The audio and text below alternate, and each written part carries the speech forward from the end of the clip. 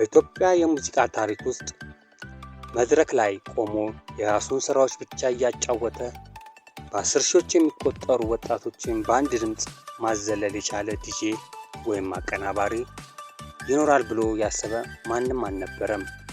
ነገር ግን እንደ አውሮፓውያን አቆጣጠር በ2018 ያ አመለካከት ሙሉ ለሙሉ ተቀየረ። እሱ የሙዚቃ አቀናባሪ ብቻ አይደለም፣ እሱ የትውልድ ድምፅ ነው። ባህላችንን ከዘመናዊ የዓለም ኤሌክትሮኒክስ ሙዚቃ ኢዲኤም ጋር ያዋሃደው በኢትዮጵያ የሙዚቃ ኢንዱስትሪ ውስጥ ትልቅ አብዮት የፈጠረ ሰው ሮፍናን ኑሪ ይባላል። ይህ የእሱ አስገራሚ የህይወት፣ የትግል እና የስኬት ታሪክ ነው።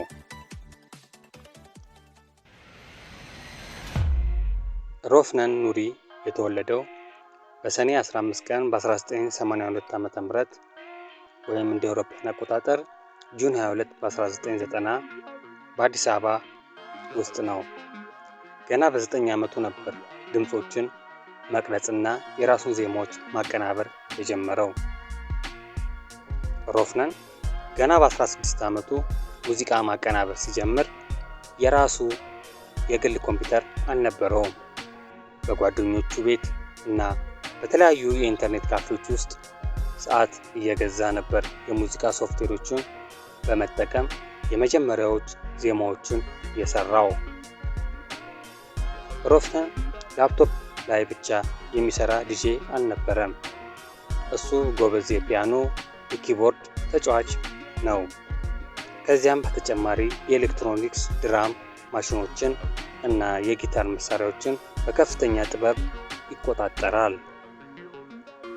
በስራዎቹ ውስጥ የምንሰማቸው እንደ ክራር፣ ዋሽንት፣ ማሲንቆና ከበሮ ያሉ የሀገር ውስጥ መሳሪያዎች ራሱ ስለ ስቱዲዮ ውስጥ ከባለሙያዎቹ ጋር በመሆን ያቀናብራል ወይም ያስቀርጻል። ከዚያም ወደ ዲጂታል ፎርማት በመቀየር ወደ ቤዝ ጋር ያዋሃዳቸዋል።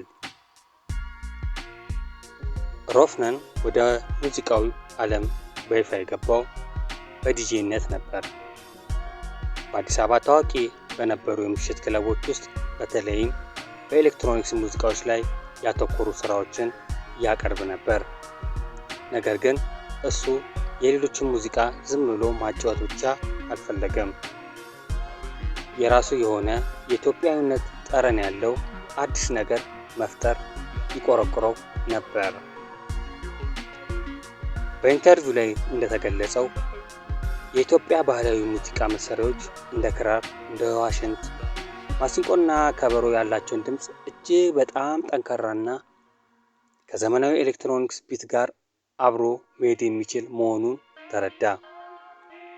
እሱን አዋህዶ አዲስ ድምፅ ለመፍጠር ግን ዓመታትን የፈጀ ምርምር፣ ብቸኝነትና ልምምድ ጠይቆታል።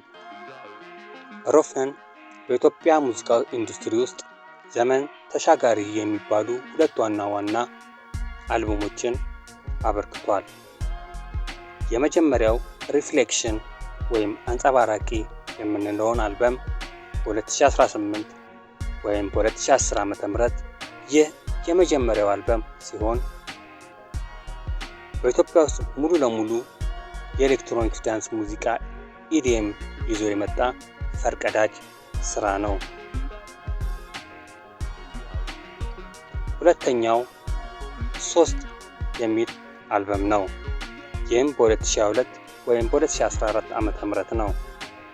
ይህ አልበም ደግሞ የሮፍናን ብስለትና ፍልስፍና ያሳየበት ነው። አልበሙ 3 የተባለበት ምክንያት የሰው ልጅን የህይወት ጉዞ፣ ትናንት፣ ዛሬና ነገ እንዲሁም ውልደት፣ ህይወትና ሞትን ለመግለጽ ነው። እነዚህ አልበሞች ውስጥ እያንዳንዱ ሙዚቃ የራሱ የሆነ ታሪክና መልእክት ያለው ሲሆን ባህላዊ እሴቶቻችን በሚያምር ግጥምና ዜማ ጠብቆ እንዲቆይ አድርጓል። ከሪፍሌክሽን አልበም በኋላ የሮፍናንን ስኬት ወደ ኮንሰርት መድረኮች ተሻገረ። በኢትዮጵያ ታሪክ ዲጄ ሆኖ በ10 ሺዎች የሚቆጠሩ ሰዎችን በትላልቅ አዳራሾችና ስታዲየሞች ሰብስቦ ኮንሰርት ያዘጋጀ የመጀመሪያው ሰው ሆነ። የእሱ ኮንሰርት ትኬቶች በሰዓታት ውስጥ ነበር ተሽጦ የሚያልቁት። በተለይ ሪፍሌክሽን ወይም ነጸብራቅ የሚለው ኮንሰርት እና ቀጥሎ የመጣው 3 አልበም የማስታወቂያው ኮንሰርቶች በኢትዮጵያ የመድረክ ዝግጅት ታሪክ ውስጥ ከፍተኛውን ድምፅና መብራት ቴክኖሎጂ ሳውንድ ወይም ላይት ፕሮዳክሽን የተጠቀሙ ነበሩ። ነገር ግን ሮፍናን ብቻውን አልነበረም አልበም የሰራው። ከሀገር ውስጥና ከውጭ በርካታ ድንቅ አርቲስቶች ጋር ተባብሮ ኮላቦሬት አድርጎ ሰርቷል። ከሮፍናን አልበሞች የመጀመሪያው አልበም ሪፍሌክሽን ወይም ነጸብራቅ የሚለው ነው። ይህ የመጀመሪያው አልበሙ ሲሆን በኢትዮጵያ ውስጥ ሙሉ ለሙሉ ኤሌክትሮኒክስ ዳንስ ሙዚቃ ኢዲኤም ይዞ የመጣ ፈርቀዳጅ ስራ ነው።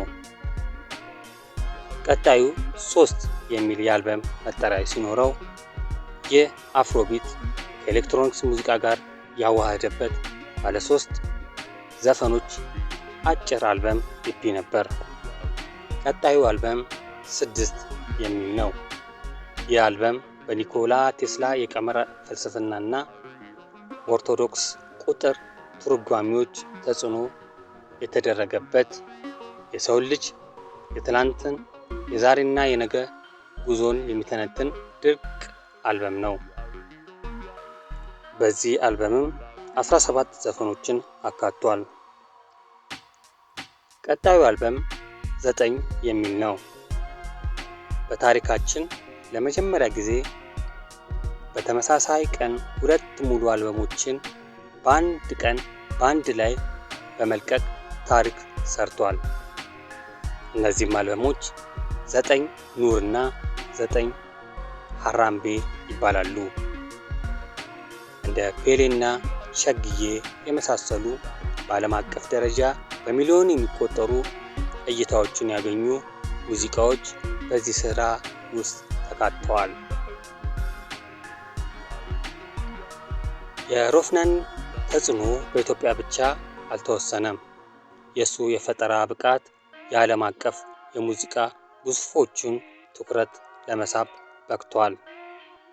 የዩኒቨርሳል ሙዚቃ ግሩፕ ይህ ታሪካዊ ውል እንደ አውሮፓውያን አቆጣጠር በ2022 ሮፍናንን ከዓለም ትልቁ የሙዚቃ አምራች ኩባንያ ዩኒቨርሳል ሚውዚክ ግሩፕ ወይም ዩኒቨርሳል ሚውዚክ አፍሪካ ጋር በይፋ የተፈራረመው የመጀመሪያው ከሀገር ውስጥ የሚኖር ኢትዮጵያዊ አርቲስት ሆነ። ይህ ውል የኢትዮጵያን ባህላዊ ድምፅ በዓለም አቀፍ ደረጃ ለሁሉም ዲጂታል ወይም በሁሉም የዲጂታል አማራጮች ለማሰራጨት ትልቅ በር ከፍቶለታል። ከውጭ ሀገሮች ጋር አብሮ ኮላብሬት ካረገዎቹ ጋር ስናይ ከክሮኒክስ ጋር በ9 የሚለው አልበም ላይ ራምቤ አልበም ላይ ታዋቂ የሚባለው ጃማይካዊ የሬጌ ኮከብ ክሮኒክስ ጋር ድንቅ ኮላብሬት አርጎ ሰርቷል። ከሃርሞናይዝ ጋር ከታንዛኒያዊ ታዋቂ አርቲስት ሃርሞናይዝ ጋር በመሆን በቅርቡ የሎሚ የተባለ አዲስ ትኩስ ሙዚቃም ሰርቷል። ኮክ ስቱዲዮ አፍሪካ እንደ አውሮፓውያን አቆጣጠር 2019 ከኮክ ስቱዲዮ አፍሪካ ታሪክ ውስጥ ለመጀመሪያ ጊዜ በተመሳሳይ ሰዓት ዘፋኝም አቀናባሪም ፐርፎርመር ወይም ፕሮዲውሰር ሆኖ የተመረጠ ብቸኛው አርቲስት ነበር። ከታንዛኒያዊ ራፐር ሼፍ 187 ጋር በመሆን የኢትዮጵያ ባህላዊ ድምጾችን ከዛምቢያ ሪትሞች ጋር አዋህዷል።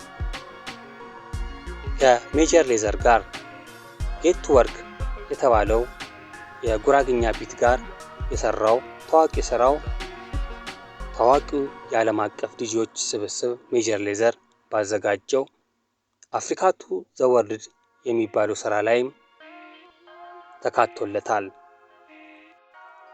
ሌላው ብዙ ሰው የማይገነዘበው ነገር ቢኖር ሮፍናን የሙዚቃዎችን የድምፅ ጥራት ብቻ ሳይሆን የኮንሰርቶችን የብርሃን የስሪዲ ማፒንግ እና የመድረክ ዲዛይን ራሱ በቅርብ ሆኖ እንደሚከታተልና እንደሚነድፍ ነው። እሱ እንደሚለው ሙዚቃ የሚሰማ ብቻ ሳይሆን የሚታይም ጥበብ ነው። በኮንሰርቶቹ ላይ የሚታዩት አስገራሚ ቀለሞችና የብርሃን ውህደቶች ከሙዚቃው ቢት ጋር እኩል እንዲሄዱ ለማድረግ ከቴክኒክ ቡድን ጋር ሌሊቱን ሙሉ ስቱዲዮ ውስጥ ይሰራል። ይህ ለእያንዳንዱ ጥቃቅን ነገር የሚሰጠው ትኩረት ነው ከሌሎች አርቲስቶች የተለየ እና ድንቅ ያደርገዋል። ሮፍናን በኢትዮጵያ ወጣቶች ላይ ያሳደረው ተጽዕኖ ከሙዚቃው አልፏል። የእሱ አለባበስ፣ የፀጉር ስታይል እና ንግግሮቹ የወጣቱ መገለጫ ሆኗል። እሱ ለወጣቶች ያስተማረው ትልቁ ነገር የራስን ማንነት አለመናቅን ነው። ባህላችን ይዘን ወደ ዓለም መውጣት እንችላለን የሚለውን አስተሳሰብ በተግባር አሳይቷል። በአሁኑ ወቅት ሮፍናን የኢትዮጵያን ባህላዊ ድምጾች ይበልጥ ለዓለም አቀፍ ማህበረሰብ ለማስተዋወቅ በርካታ ዓለም አቀፍ ፕሮጀክቶችንና ኮንሰርቶችን በማዘጋጀት ላይ ይገኛል። በመጨረሻም ሮፍናን ኑሪ ከሰፈር ካሴት መቅረጫ እስከ ትላልቅ ኮንሰርቶች፣ ከዲጄነት እስከ ዩኒቨርሳል ግሩፕ እሱ የኢትዮጵያ ድምፅ በዓለም መድረክ ላይ እንዴት ጎልቶ ማሳየት እንዳለበት ያሳየ የዘመናችን ድንቅ ጥበበኛ ነው። እናንተስ ከሮፍናን ዘፈኖች ውስጥ በብዛት የተመቻችሁ የትኛው ነው? ከታሪኩስ ምን ተማራችሁ? ኮሜንት ላይ ያስፍሩልን። ቪዲዮን ከወደዳችሁት ላይክ እና ሰብስክራይብ በማድረግ ቤተሰብ ይሁኑ። እናመሰግናለን።